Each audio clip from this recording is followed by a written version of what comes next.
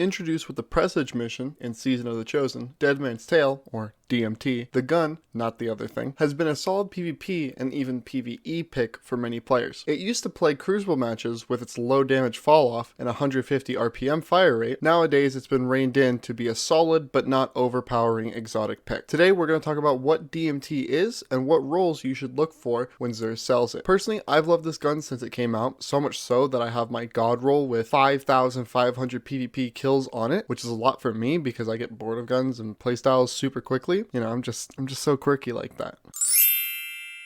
Dead Man's Tale is an exotic 120 RPM scout rifle in the kinetic slot. It's a weapon made by Tex Mechanica, the same company that gave us guns like the Chaperone and Last Word. So if anyone knows how to ruin the Crucible, it's these guys. The big feature on this gun is Cranial Spike, which reads, chaining precision hits grants bonus damage and quickens reload speed. This perk is particularly great in PvP because it can ramp up to dealing enough headshot damage to 2-tap most Guardian. The reload speed is also nice. Now that alone sounds amazing for people who are accurate, literally free damage for doing what you already do, but the real scary aspect of this weapon comes from the Masterwork. This drops from any playlist activity, assuming you already own the gun. This offers the perk Dark Forged Trigger, which increases rate of fire to 130 and removes accuracy penalty when firing from the hip. This basically turns Destiny into CSGO or Valorant. The only downside to hip firing is the damage fall off. The rest is the same as if you were ADS. We've seen some hip fire based builds in the past, and we'll touch on those later on in the video. But let's take a look at the roles this gun has to offer. Now DMT is a very special gun because it can roll perks despite being exotic, a feature only shared with Hawkmoon for now. For PvP there are a few choices, but there's only one that you can practically run in whatever you want. For PvP guns, a balance of range and stability is always important. So my personal pick here is Small Bore for a +7 stability and range. There are other decent options, but this offers a nice balance. For the magazine perk, I love high caliber rounds. These give you a bump to range and make it much harder to kill you due to the flinch you deal. Now for the trait, there are some decent ones here, but you won't notice them as much as you can with Vorpal. With this perk, you can 3-tap most supers to the head, and sometimes end them in just 2. This perk is just too good to skip out on here. This will carry super rounds and trials single-handedly. Lastly comes a stock. Any perk here is good, but I prefer hand-laid stock. While fitted stock gives a better recoil direction, I find it irrelevant because A, the bounce intensity is very low, making it fairly easy to control, and B, the spray pattern is very simple to learn. Now yes, perks like Snapshot and Moving Target have their places here, but I don't feel like their presence is as impactful as Vorpal. For PvE, this is where you can customize a bit more, increase stability and mag size compared to range, but Vorpal is just as dominant here too. With a 20% more damage you get against bosses being very handy when pouring ammo into big targets, 4th time's the charm isn't bad here either though. Combining all of this with the perk On Your Mark that Solar Hunters get makes this gun super fun in low level content. I also have to mention that it gets a 40% damage buff to red bars and increases chances of finding special and heavy ammo after kills, purely because it's an exotic primary.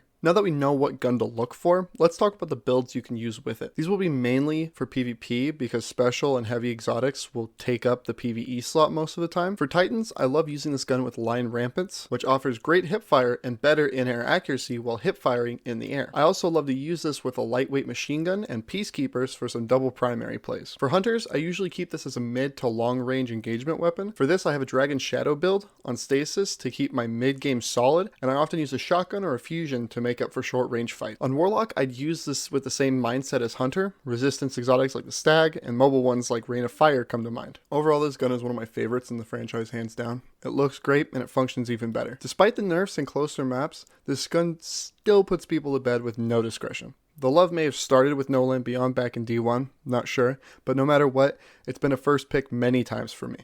Thank you for watching, and make sure to leave your opinions in the comments. I love reading them and I love responding to them. Have a great day, and drink some water.